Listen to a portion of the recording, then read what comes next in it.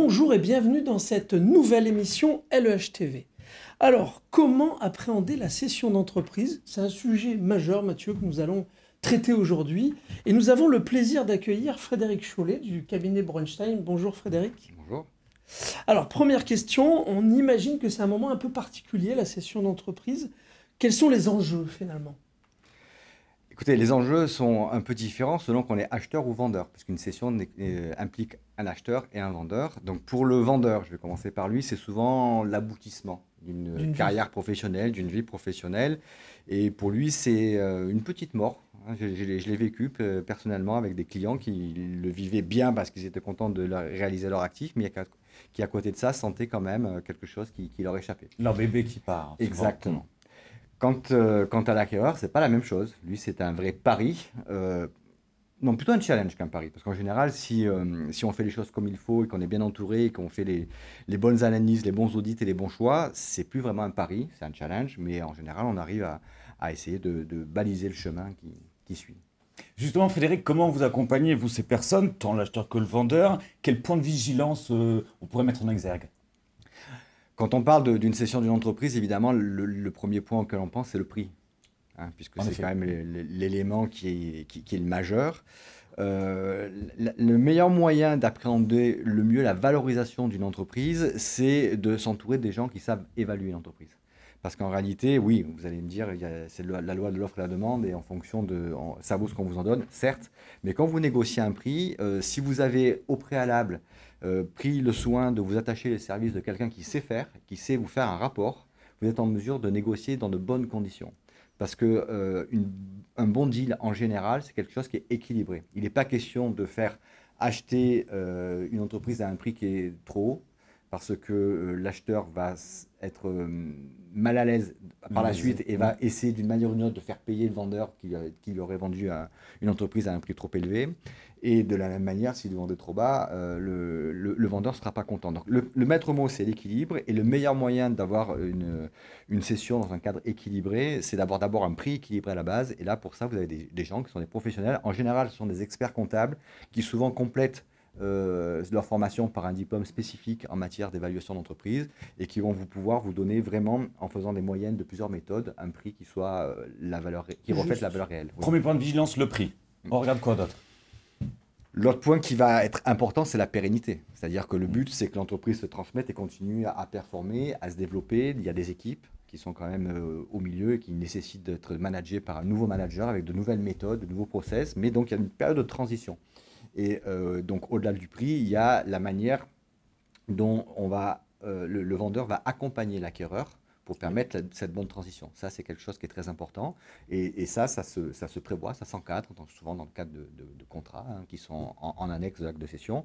Après, vous avez évidemment les modalités de cession du prix, puisqu'en général, les prix sont payés comptant grâce à des prêts bancaires. Mais vous savez que les banques sont un peu frileuses de temps en temps, surtout ces derniers temps.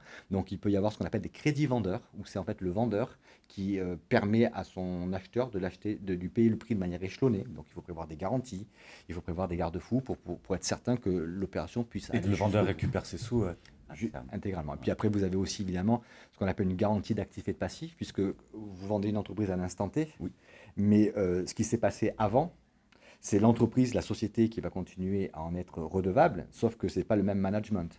Et je vous donne un exemple concret, il ne serait pas normal qu'une personne qui achète une entreprise à l'instant T, qui subisse 6 mois plus tard un contrôle fiscal sur les 3 années antérieures où ce n'était pas lui qui était aux manettes de l'entreprise, et qui entraîne un redressement, il faut quand même l'organiser. Bon, ce type de garantie le prévoit, l'organise avec, je ne veux pas rentrer dans la technique, mais vous avez des modalités pour des seuils de déclenchement, des plafonds, des franchises, tout un arsenal d'outils qui vous permettent en réalité, toujours pareil, d'équilibrer la relation. Et de protéger tant l'acheteur que le vendeur. Exactement. Les étapes du rachat ou de la vente d'une entreprise, quelles sont-elles, Frédéric?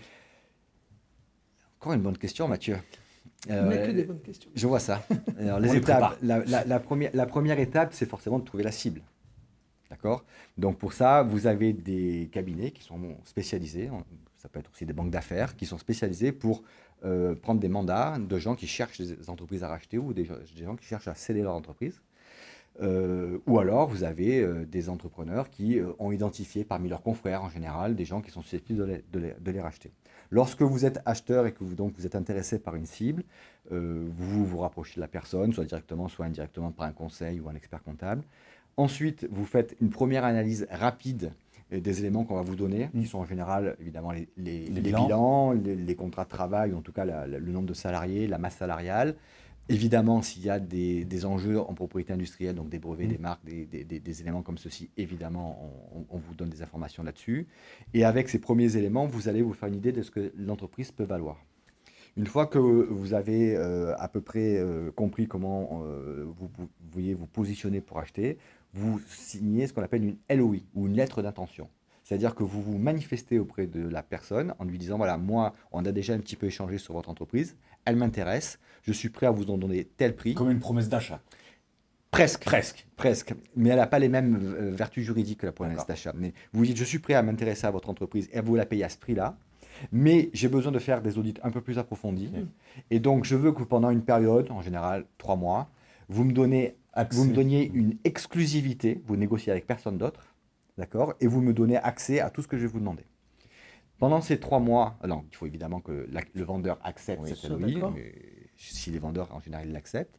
Et après, donc, vous faites ce qu'on appelle des due diligence, ou des audits, qui vont être fiscaux, juridiques, sociaux, évidemment, environnementaux. Il y a beaucoup de sujets. Donc là aussi, il faudrait être entouré de conseils et d'experts qui savent maîtriser les différents domaines d'activité.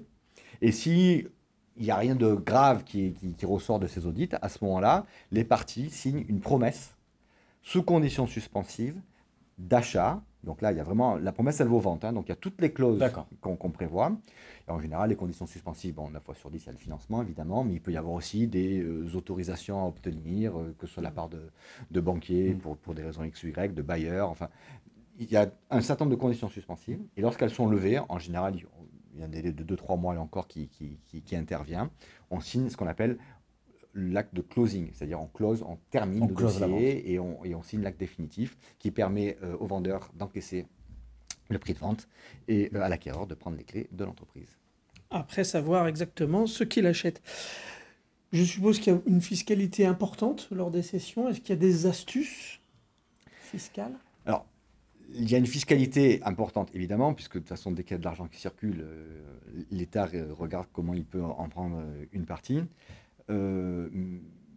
Pour l'acquéreur, c'est assez simple. La fiscalité à laquelle il est assujetti, c'est les droits de mutation, les droits d'enregistrement. Là, on a des moyens de limiter au maximum ces droits. Je dirais que de ce côté-là, il n'y a pas d'enjeu. Enfin, il n'y a pas d'enjeu. Il n'y a pas une technicité trop importante à mettre en œuvre. En revanche, pour ce qui est du vendeur, il y a plusieurs styles de position qu'il peut avoir. Si c'est une personne qui part à la retraite, il y a un dispositif fiscal qui lui permet d'être exonéré de manière totale de la plus-value jusqu'à un certain montant ou après de manière dégressive. Donc ça, c'est un premier point qui est intéressant. En revanche, si le vendeur ne prend pas sa retraite, mais qu'il veut malgré tout essayer de limiter au maximum l'impact fiscal et des droits des impôts qu'il devra payer au titre de la plus-value, vous avez des techniques qui vous permettent effectivement de limiter, mais ça nécessite, j'en pense notamment à celle qu'on appelle dans le jargon l'apport-cession, ça implique de réinvestir une partie significative du prix que vous avez encaissé dans l'économie. C'est toujours vertueux, toujours le but c'est l'État vous dit je suis disposé finalement à ne pas trop vous taxer, voire à ne pas vous taxer du tout, si vous mais à la condition de le réinjecter dans l'économie. Donc oui, donc pour répondre à votre question, oui il y a des astuces et évidemment là encore il faut savoir où on veut aller et après en fonction des volontés des clients on est capable d'adapter les montages fiscaux à mettre en place. Et d'être bien accompagné, bien évidemment. Frédéric Chollet, merci pour cet éclairage sur ce sujet important dans la vie d'un dirigeant et d'un entrepreneur. Chers amis, j'espère que vous avez eu toutes les informations nécessaires sur ce sujet. Avec Mathieu, nous vous disons comme d'habitude, à la semaine prochaine.